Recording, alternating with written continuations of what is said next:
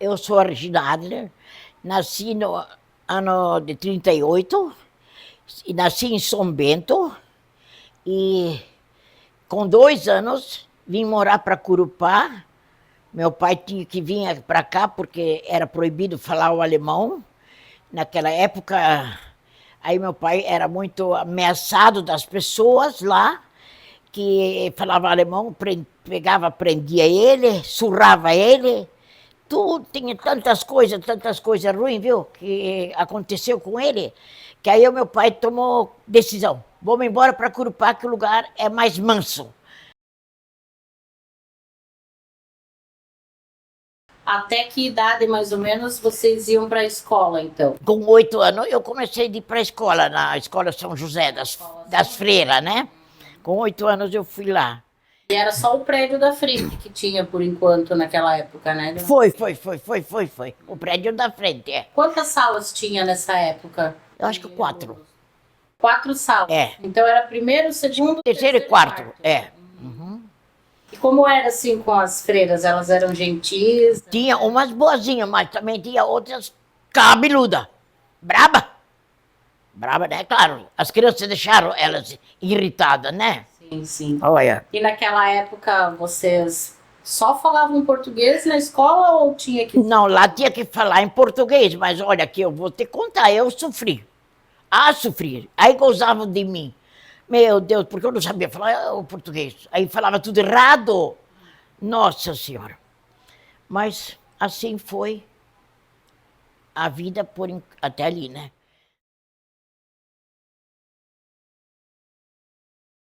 E em que ano a senhora se casou daí? 54. Com 16 anos. Meus pais escolheram o meu marido. Ah, os seus pais escolheram? Esse sim é um rapaz de origem, trabalhador. Esse serve para você. Eles escolheram. E graças a Deus deu certo. E como ele se chamava? Como ele se chamava? Max Adler. E ele era daqui mesmo? Ele era daqui, é. E trabalharam só com banana ou tiveram outro comércio? Não, aí era só com banana. E depois disso ali a gente começou com açougue. Ah, com açougue. Começou com açougue. Onde era o açougue da senhora? Era aqui mesmo, nesse lugar. Nessa rua da... Nessa rua aqui. Senhora aqui no Ano Bom, né? O picador, né? Que matava aqui. E picador aqui no Ano Bom. E para nós vender era ali na frente, perto onde que morava, onde que era antigamente a farmácia do Giovanni. Na frente do Gruta Verde? Isto aí. Ali vendia a carne? Lá vendia carne. E vendia bastante? Sim. Sempre era muito complicado, porque Curupá existia 13 açougues, todas as 13 queriam vender, e tinham que vender.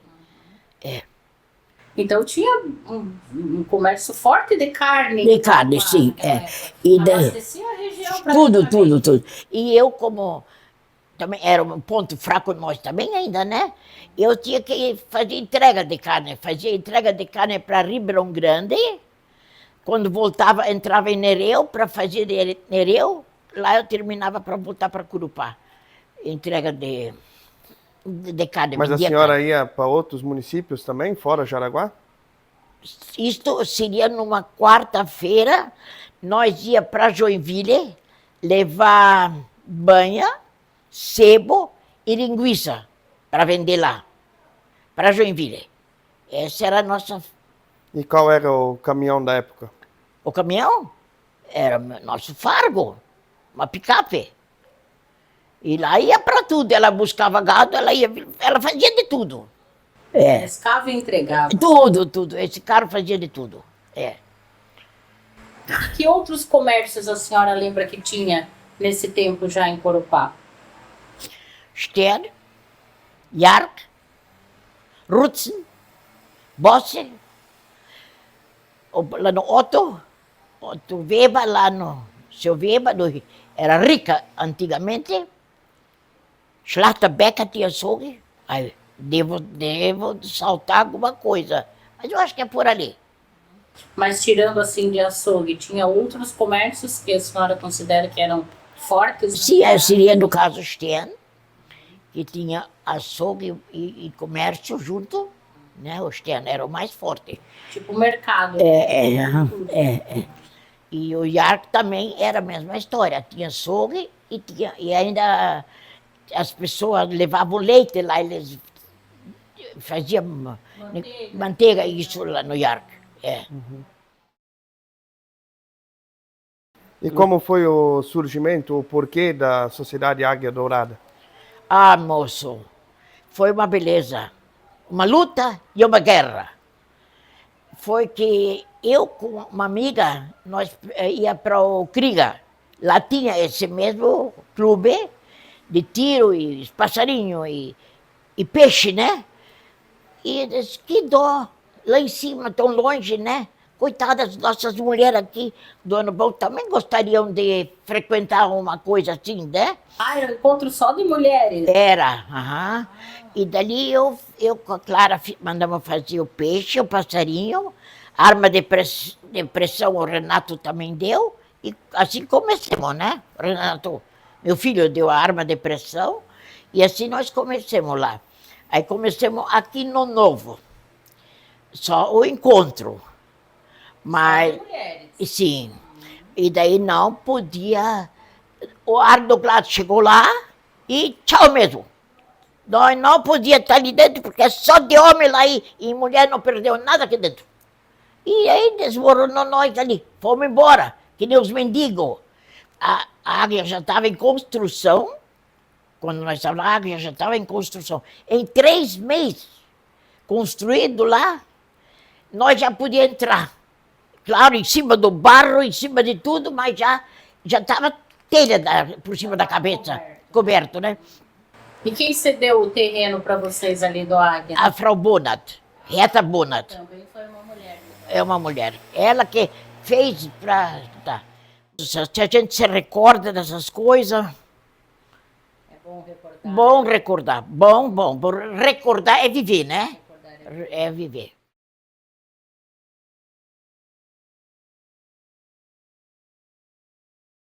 Eu sou Helga, nascida Zissimba, nasci aqui em Corupá, a casa ainda existe.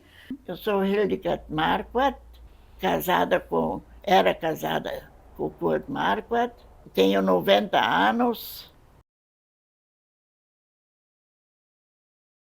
E vocês lembram, né? Claro que não lembra do nascimento, mas dos nascimentos depois. Tinha alguma doula, uma parteira que fazia esses nascimentos ou era com o pessoal de casa mesmo, as mães que parteira. cuidavam das filhas? Tinha parteira. Corupá tinha muitas parteiras ou vinha de fora? Não, o que fez os partos dos 4, nós lá em casa, era uma senhora mais idade. Ela fazia todos os partos por aí. Ela era, não me lembro do nome, mas ela nascida Nas. Uma Nas, nós sempre diziam, né? Que eu era uma menina pequena, eu tinha 6 anos, a minha irmã já tinha 9 anos, aí nós ia para lá, na Uma Nas.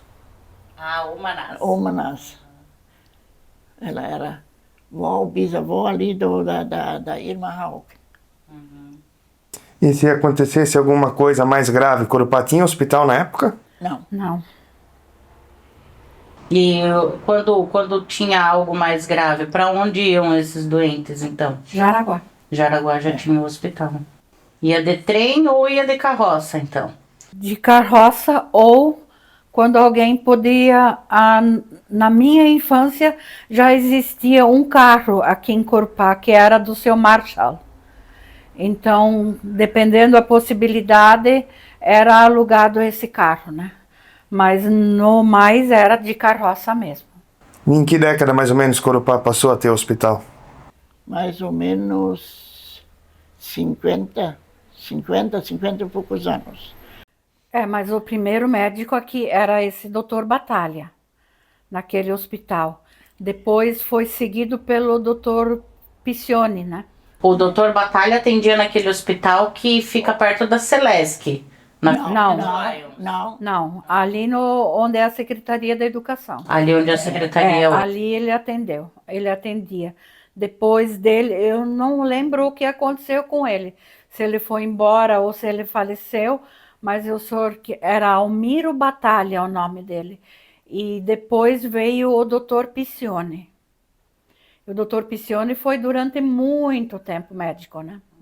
Mas antes disso, eu já cheguei a ouvir que a Oase tinha um ambulatório, que daí a Schwester Hannah chegou até a trabalhar nele. Vocês nunca ouviram falar da Schwester Hannah? Sim, a Schwester Hannah trabalhava naquele hospital ali, que eu disse, do Dr. Piccioni. Quando eu me queimei, quando criança, o médico era o Dr. Piccioni e tinha a Schwester Hannah. E na infância, onde vocês estudaram? Eu estudei no Colégio São José. Eu lá em cima, o que agora é Francisco Mês. Três estudavam lá em cima e eu, meu irmão, então, porque era homem, ele podia estudar 6 anos ali no colégio. E nós só tinha 3 anos.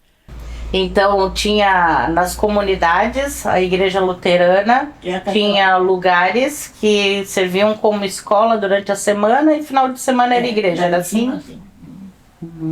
Em todas as comunidades tinha uma escola assim, isolada?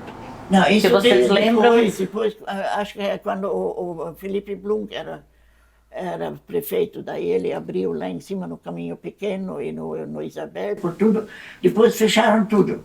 Mas a escola São José era pública ou particular? Não, era particular. Desde o primeiro ano era pago. Sim. Tinha até jardim também. E lá em cima, né, onde hoje é a Francisco Mês, era pública ou particular? Lá era pública. Particular só tinha o São José. Teresa Ramos também sempre foi a pública, né? Sempre. E no São José, então, também era um colégio interno? Também.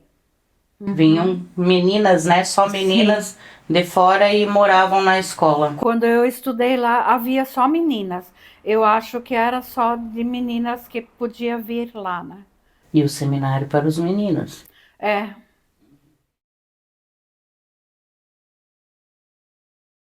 Como era a brincadeira de vocês? Tinha tempo para brincar? Tinha que ajudar na roça? Como era no tempo? As duas coisas. A gente tinha muito organizado essa parte. A gente ia na escola de manhã. A aula naquele tempo começava às 8 horas e ia até às 12. A gente vinha a pé para casa e almoçava, daí tinha 2 horas para fazer os deveres, a lição de casa. Depois ia para a roça. E brincar era só domingos, né? E como os jovens se divertiam naquele tempo? Bom, a gente costumava brincar mais tempo naquela... A gente como criança, né? 12, 13, 14 anos, a gente ainda brincava, né? Brincava de esconder, de pega-pega, de mata-soldado. Brincadeiras na rua, juntava a criançada? E entre os vizinhos, né? Uhum. A gente se reunia na casa, sempre na casa de um e brincava, né? Tinha brinquedos ou vocês faziam um brinquedo de vocês? Olha, a gente fazia brinquedos, fazia boneca de pau até, né? Pegava uma varinha, colocava cabelos e fazia os vestidinhos de palha de milho, essas coisas assim. Mas depois, eu ainda em criança, eu já ganhei a primeira boneca de pano. Mas, assim, a gente, para brincar, assim, a gente fazia muito os seus brinquedos, né? Em que década mais ou menos tinham esses ciganos? Como eram esses grupos? Conta pra gente. Há muito tempo, isso deve fazer uns 100 anos, né? Porque eu sei que minha mãe era nova ainda em casa. E os ciganos, eles vinham para vender esses tachos de cobre e coisa. E eles chegaram lá, a minha mãe contava que eles chegaram lá na casa deles e o vô tinha fabricado farinha. E eles meteram a mão dentro daquele tacho para pegar farinha. E ele se irritou com isso, ele não gostou, ele disse que não pode pôr a mão, e tocou eles embora, e daí eles voltaram e botaram fogo em tudo. Antigamente os ciganos eram, a gente sempre tinha medo quando vinha os ciganos. O pessoal tinha medo. Eu tenho muita admiração por cigano. Aqueles vestidos das ciganas eu acho tão lindo, mas minha mãe não podia ver. Tinha trauma de cigano, né? E o coral, dona Helga? Conta para nós a história do coral. Eu sei que aqui existia o coral da Igreja Luterana, que era de mulheres, e o outro coral na Igreja Católica, né? E daí teve um encontro de corais no seminário, onde ainda os dois corais se apresentaram separados, o da Luterana e o da Católica. Mas depois eles tiveram, o luterano tinha dificuldade com vozes masculinas, e o outro tinha as vozes masculinas, mas não tinha muitas da feminina. Então resolveram juntar, né? Em que ano o coral foi fundado? Vai fazer agora 36 anos. Temos agora 35 anos de coral já, né? Ecumênico em 88 dá conta, né?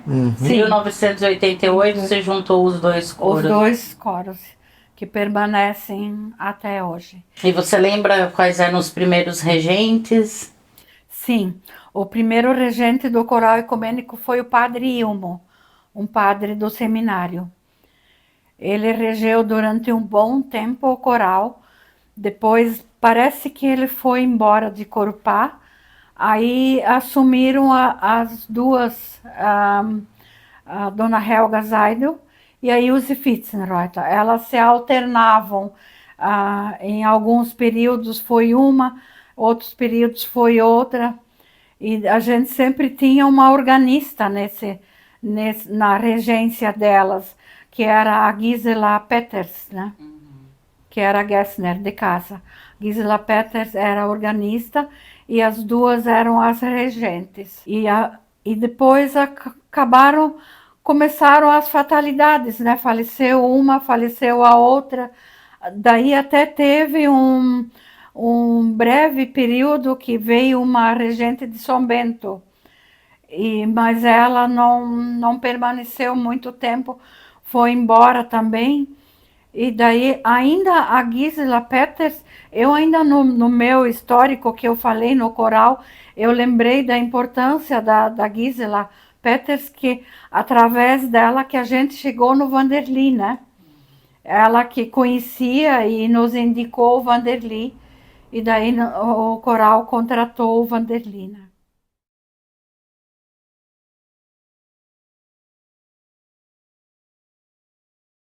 Meu nome é Isla Chilomer, vou fazer 80 anos agora, dia 17 de setembro. Nasci no ano de 1944, morei em Jaraguá quando era criança, mas depois vim para Corupá, porque meu pai faleceu, e aí a gente veio morar para Corupá. Comecei a trabalhar bem nova. Em 1961 fui pedir meu primeiro emprego. Aí onde eu fui pedir o serviço era na Casa Íris de Gustavo Zelk, aqui em Corupá, que ficava no centro aqui. Eles eram o dono da queijaria aqui nos fundos. Aí a primeira coisa que perguntaram para mim: você sabe a tabuada, fala alemão, pode vir trabalhar. E desde aquela época eu trabalho com o povo, sempre atendendo. E aqui, daí depois de muitos anos, nós abrimos um comérciozinho na nossa casinha de madeira. E até hoje ainda continuo a trabalhar com o povo de Corupá. Adoro todos, sempre gostei de atender bem, foi sempre o que eu aprendi na vida com os velhos comerciantes de Corupá, né, que me ensinaram muito na vida. porque na minha vida essa infância foi muito difícil, então o trabalho que me ensinou muito na vida. Atender bem, valorizar os fregueses, agradecer todos eles, nem que entram para comprar uma coisinha mínima, mas tá prestigiando o comércio de Corupá. Quando eu comecei a trabalhar no balcão, existia comerciantes pequenos em Corupá, e bastante. Eram vários comerciantes pequenos, tinha o Hahnemann, tinha o Yark, o Marshall, e eu trabalhei alguns anos na Casa Íris, depois eu trabalhei na Casa Sofia de Corupá, onde foi feita a loja em Joinville, também ajudei a arrumar a loja em Joinville, Sofia. A primeira Casa Sofia, então, foi de Corupá e depois foi para Joinville. Então. Para Joinville. Eu ajudei a arrumar a loja Sofia em Joinville. E quando eu trabalhava no Stern, o Sr. Stern tinha um açougue em Barra Velha, e eu, às vezes, com a Dona Mauser, nós tínhamos que trabalhar em Barra Velha. Ele levava, porque daí as balconistas daqui tinham que atender lá também. Era revezado sempre, né? Porque meu avô tinha o comércio em Corupá, que meu pai ia assumir, mas aconteceu que ele morreu, era uma pandemia na época, né? Tifo, ele morreu. Ah, pandemia de ele era vendedor do Bright, viajou para Mapre, e lá em Mapre ele pegou essa doença. Qual era o comércio do seu avô aqui em Corupá? Era no que passou o Beira-Rio ali, porque os dois lados eram do meu avô. Os dois lados da avenida? Porque depois ali tem uma academia em cima, hoje em dia. Ali era o comércio do meu avô. Ah, daquele lado. Era uma varanda, na João Tosini fazia uma varanda que era com arco, e na Roberto Zaido daí tinha as duas portas que era a parte do comércio. Bem na esquina da entrada da João Tosini, então era o Isso, comércio. bem na esquina, lá era o comércio do meu avô. E o que ele comercializava lá? Era tudo de alimentação também. Alimentos. A granel, né? A granel. Até as caixas, aquelas de madeira, que tinha aquelas tampas com as divisórias, tudo. Quando nós moramos lá, até quando o Mário também frequentava a casa, tinha essas caixas tudo lá ainda. As prateleiras de madeira, tudo. É que antigamente era bem diferente tudo, né? Era tudo com concha e pesava tudo a granel, que nem na Casa Íris. Na Casa Íris era tudo pedido no balcão, não tinha de se servir sozinho nada, isso não existia em Corupá. Você entrava na loja, tinha o quê? Uns 2 metros apenas e o balcão. Então quem atendia que pegava todos os produtos. Daí tinha aquela balança, né? Que tinha os 2 pratos de alumínio, né? Com os pesozinhos de ferro, né? Depois, quando surgiu aquela com o relógiozinho em cima, já era mais moderno, né? O primeiro comércio que apareceu em Corupá, que a pessoa podia se servir, era do Hilário Borges. Ah, é? Onde ficava esse Era comércio? ali onde é o Cid Neubert ali. Ah, sim. E ali era o primeiro comércio que era do Hilário Borges, casado com a Olivia Bancat. Ali a pessoa podia entrar, se servir sozinho, onde o povo começou a conhecer mais assim a liberdade de entrar no comércio, não precisava pedir tudo no balcão, né? E também antigamente quem trouxe a César para Corupá foi o Tito Stangreba, que ele era o genro do Sr. Stern. Ele era prefeito de Corupá, eu trabalhava lá na época. E do comércio, qual marca ou produto a senhora sente mais saudade assim? Que tinha antigamente e hoje não tem mais? O que tinha antigamente, hoje não tem mais. Eu tenho foto ali o sabão Minerva, não existe mais. Aí também o trigo, mudou a embalagem do trigo, que é o trigo Oxford, a embalagem era verde. Hoje é amarela. Até o vendedor agora eles querem mudar para o verde, até querem levar a foto que eu tenho aí para passar para o verde de novo. E o que muita saudade dá na gente é que tu não pode mais vender nada a granel, né? Tudo vem plastificado e isso não existia antigamente. A pessoa vinha, pedia. A venda antigamente era a maior parte na troca. As pessoas traziam que tinham a plantação em casa, traziam aipim para vender, traziam banana, levavam trigo no lugar das coisas que eles traziam, ovos, aí levavam margarina, mudou muita coisa hoje em dia. E era tudo vendido em gramas, né? Não era assim como hoje. Hoje tem que estar tudo plastificado, tudo com data de validade, isso não existia nada. cortava linguiça, vendia pedaço de linguiça, cortava salame, vendia queijo, vendia manteiga. O leite vinha naquele bule grande de alumínio, a gente vendia 1 litro no bulezinho, a pessoa levava. Tá tudo mudado, mudou totalmente, né? Isso dá saudade. Antigamente já existia cinema em Corupá. Tinha o Jazz Elite, que tinha a música de Corupá também, que é pena, tudo isso acabou, né? A senhora lembra dos bailes com a Jazz Elite? Conta pra nós como era. A música, o Jazz Elite era ali onde é o Repolho hoje em dia, né? Que tinha, ali tinha o cinema, daí eles faziam um baile também ali. Só que eu nunca frequentei o baile, isso eu nunca tive lá. Mas eu sei que era bem comentado, assim, que era bem legal, assim, tudo, né? E no cinema, a senhora ia? Cinema a gente foi várias vezes. Era ponto de encontro dos jovens? Era um ponto, assim, porque não tinha muito divertimento em Corupá, não tinha quase nada, era a praça, né? E o que tinha mais era, assim, na hora da Motriz, que o pessoal também, a juventude se encontrava ali na estação. Era uma vida assim mais, como é que se diz, não tinha um divertimento como hoje, assim, hoje em dia tem mais coisa, né? Antigamente não tinha, era bem coisa mais assim no silêncio tudo, né? E também existiam os bailes, né? Tinha o Salão Novo, né? Também não existia também das moças sozinhas, sempre uma das mães tinha que ir junto. Isso eu lembro ainda. Aqui em Corupá tinha vários campos de futebol. O Grêmio, que era aqui no Ano Bom, né? Na propriedade que era do meu sogro, do pai do meu marido. Aí tinha o campo que já ainda existe hoje, o Dom Pedro. Tinha o campo de futebol 15, que hoje em dia também não existe mais, né? Tem. Ainda tem? Tem. Esse eu Tá até ativo. pensei, ainda tem, então esse eu pensei que não existia mais. Onde ficava esse do Grêmio, aqui no Ano Bom? Já ali onde é o depósito de banana, ali o primeiro, Aqui já no começo. bem no começo. Ali era o campo de futebol do Grêmio. E também daí tinha na entrada do cemitério, que era o Ademar de Barros, né? Ali onde tem a Metrisa hoje. Onde tem a Metrisa. Lá eu tinha um campo de futebol. O Dom Pedro, na época, era uma construção de madeira, que fazia um baile também, tudo, né?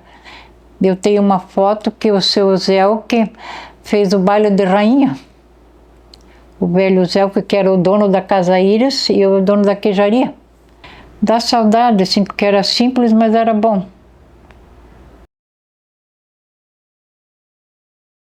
Antigamente era assim, a pessoa vinha fazer compra, às vezes vinha criança, vinha os jovens, assim, filho de quem que você é? Sou filho da família, o sobrenome era o documento da pessoa. Hoje nem a nota promissória não é mais o documento. Não tem mais a confiança, Não né? existe mais. E a honestidade vem de casa, da educação, né? Essa é a parte que eu mais acho que está faltando hoje em dia. Eu aprendi muito assim, que nem o seu Zé, que sempre dizia assim, e o velho Guinta também. Sabe que antigamente tinha as prateleiras até o teto, né? A gente tinha que pegar a escada, tirar a peça de tecido lá de cima, mostrar para o freguês. Ele sempre dizia assim, olha, ele atende bem, ele diz, porque se hoje o freguês olhar, ele não vai levar, mas ele vai para casa, vai pensar, amanhã ele volta. Então, toda balconista que atender bem, o freguês volta sempre. E é verdade. Essa é a grande verdade do comércio. É o bom atendimento, sempre agradecer, nem que venha comprar pouquinho, mas valorizou, incentivou o comerciante de Corupá. E eu tenho fregueses aí, desde o primeiro dia que abriu o comércio, a ficha está ali dentro, estão comprando comigo ainda, desde o primeiro dia, assim que eles sempre dizem, a gente está feliz contigo também aqui.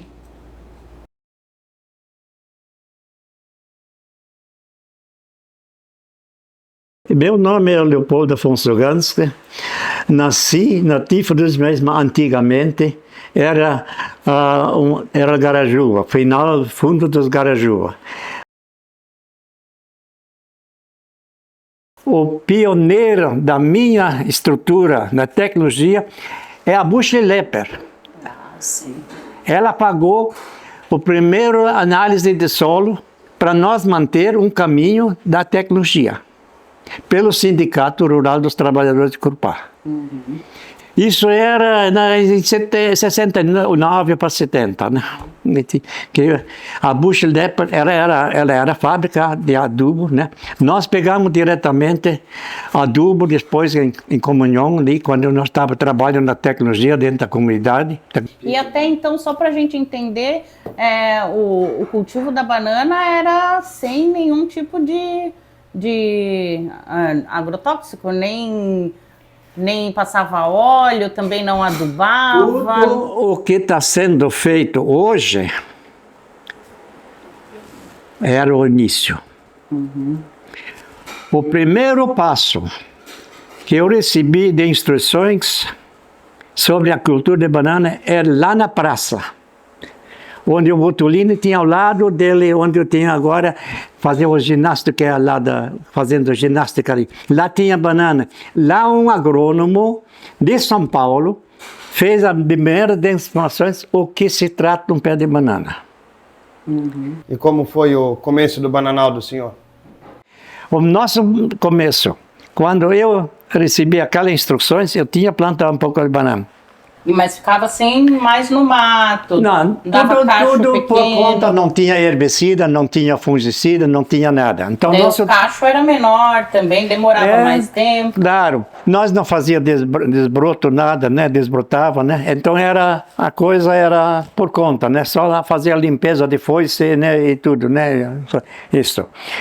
Então, como nós entramos na tecnologia em reunião, muitos dos meus amigos, que hoje já estão em memória, começaram com gado de leite. Eles tinham vendendo leite, eu também estava vendendo leite, mas eles instruturaram mais na raça, né?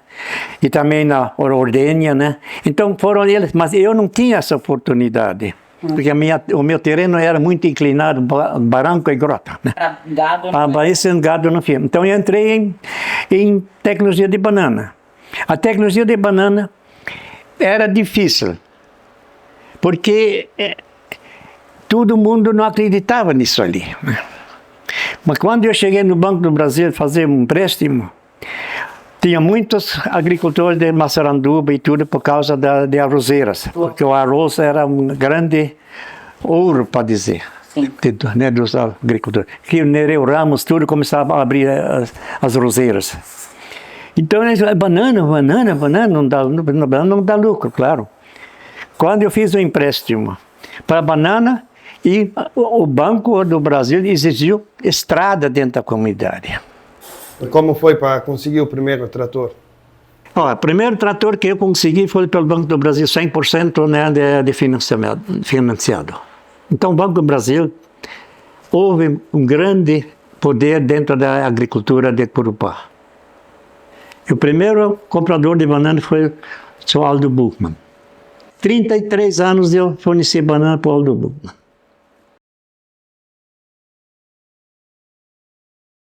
Então, o senhor disse ali antes sobre a telefônica. Como é que era essa telefônica em Corupá? Tinha aparelho para fazer ligação? Quantos aparelhos tinha? Tinha que marcar a hora? Como funcionava? Porque era a única. Primeiros tempos, quando eu precisava deles, mas a gente precisava poucas vezes, né? Mas a gente quando precisava. Então a gente ia lá, tinha uma secretária, ela abria o bloco, aonde que a gente queria telefonar, e a gente tinha um número da firma, onde que era para Blumenau, onde que talvez. Ficava registrado até o número para onde ligou. Yeah. Então ela registrava o bloco. Tudo era uma, né, que nem um bloco de recibo, assim, né? Ela preenchia e o valor, né, tinha que pagar, né? Valor. Então, era por tempo que cobrava ou por ligação? Isso era por ligação. Depende do tempo. Tu tinha tempo, tantos minutos tu tinha tempo. Passava acima, né? Pagava, né? Eles mesmos digitaram o número. onde que a gente quer. Agora pode ir lá na cabine e lá está atendendo. E era uma cabine fechada?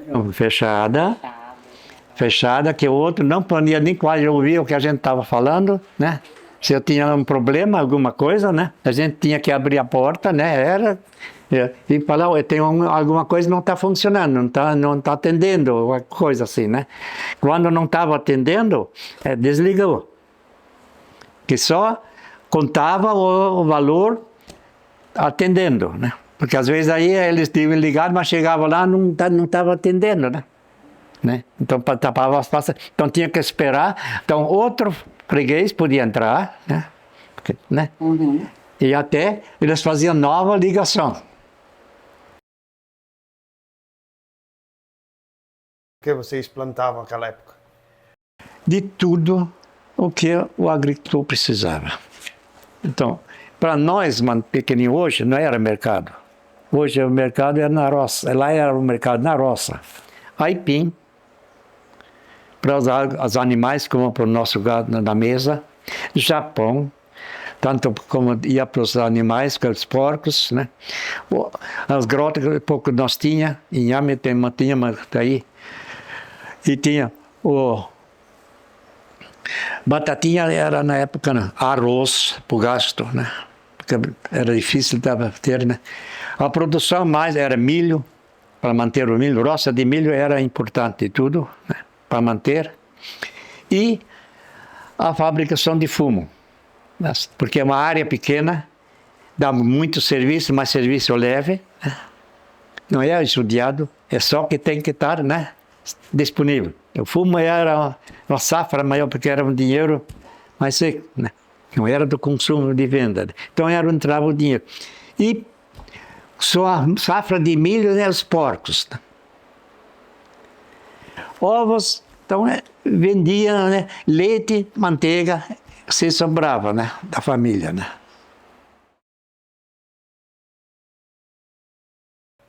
E vamos falar do namoro, como era o namoro naquele tempo? Agora veio o mais pesado, vem isso. Agora, dizer a verdade, eu vi ela lá na Garajuba no aniversário do Angelino Alegre.